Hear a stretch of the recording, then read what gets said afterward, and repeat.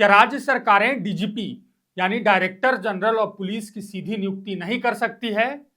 DGP की नियुक्ति के लिए यूपीएससी को नाम भेजना जरूरी है?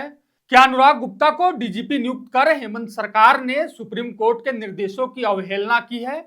आखिर सुप्रीम कोर्ट का वो कौन सा आदेश है जिसकी अवहेलना हेमंत सरकार ने अपने नए कैबिनेट के प्रस्ताव और फिर अनुराग गुप्ता को नियमित डीजीपी नियुक्त कर की है? इसके अलावा राज्य सरकार द्वारा बनाई गई नई नियमावली के खिलाफ सुप्रीम कोर्ट में अवमानना याचिका किसने दायर की है?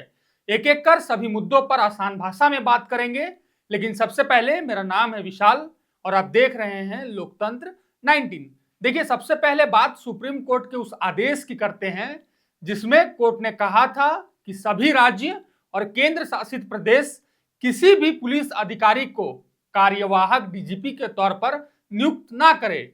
डीजीपी या पुलिस कमिश्नर के पद पर नियुक्ति के लिए सरकार जिन वरिष्ठ पुलिस अधिकारियों के नाम पर विचार कर रही होगी, उनके नाम यूपीएससी को भेजे जाएंगे।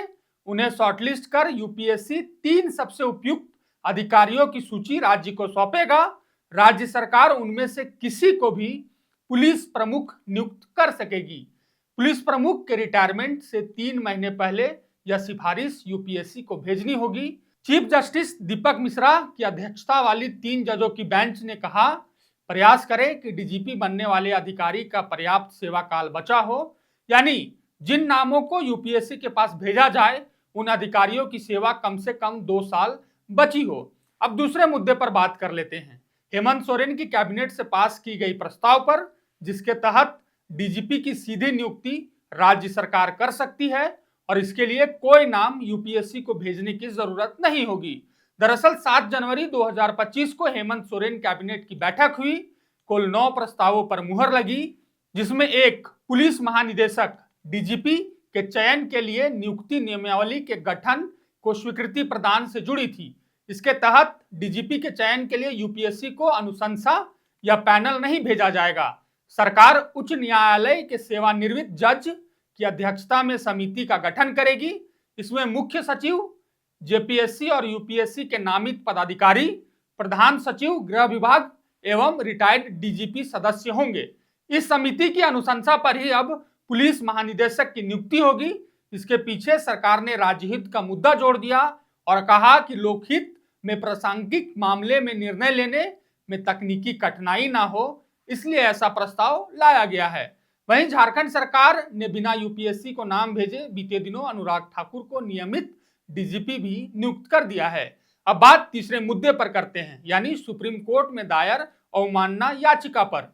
दरअसल याचिका अखिल भारतीय आदिम जनजाति विकास समिति की ओर से दायर की गई है, जिसमें राज्य सरकार पर आरोप लगाया गया है कि उसने सुप्रीम कोर्ट के निर्देशों की अवहेलना की है। याचिका में कहा गया है कि झारखंड सरकार ने प्रकाश सिंह बनाम भारत संघ मामले में सुप्रीम कोर्ट द्वारा दिए गए निर्देशों के खिलाफ कार्यवाहक डीजीपी का पद सृजित किया और चयन प्रक्रिया को बदला है। याचिकाकर्ता के अनुसार राज्य सरकार ने सुप्रीम कोर्ट के निर्देशों के विपरीत कैबिनेट में प्रस्ताव पारित किया, जिसके तहत डीजीपी को कभी भी हटाने का अधिकार दिया गया और नई चयन समिति का गठन किया गया। यह सभी कदम पुलिस सुधार प्रक्रिया को बाधित कर रहे हैं। याचिका में यह भी कहा गया है कि झारखंड सरकार ने सर्वोच्च न्यायालय के 22 सितंबर 2006, 3 जुलाई 2018 और 13 मार्च 2019 के आदेशों का उल्लंघन किया है। याचिकाकर्ता का कहना है कि यह कदम सुप्रीम कोर्ट के आदेशों का खुला उल्लंघन है। बहरहाल 5 फरवरी को प्रेस वार्ता कर बाबूलाल मरांडी ने भी इस मुद्दे पर राज्य सरकार को घेरा है। अब देखना होगा कि सुप्रीम कोर्ट में जब इस मुद्दे पर सुनवाई होगी तो फैसला कोर्ट क्या देता है। खैर, इस मामले पर आपकी क्या राय है, हमें जरूर बताएं।